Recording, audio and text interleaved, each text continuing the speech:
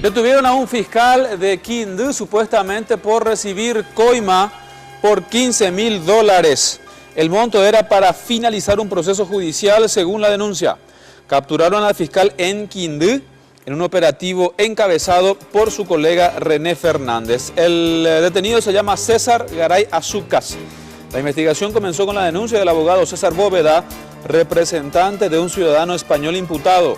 El fiscal supuestamente pidió $20.000 para anular un proceso que inició en 2016, monto que luego se redujo a $15.000.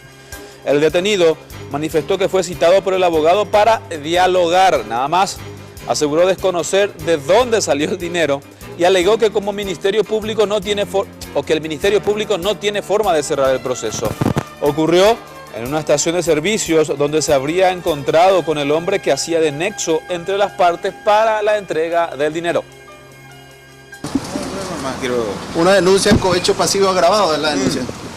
Desconozco totalmente qué es lo que esta persona está manifestando. Ese dinero que se encontraba en su poder fiscal, ¿qué puede mencionar? Disculpe, no estaba en mi poder, absolutamente no estaba en mi poder. ¿En poder de quién se encontró entonces finalmente?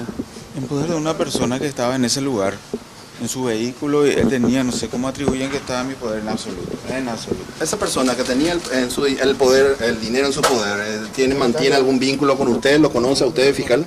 Yo lo conocí una vez y él me citó. ¿Qué le digo concretamente sobre todo eso, fiscal?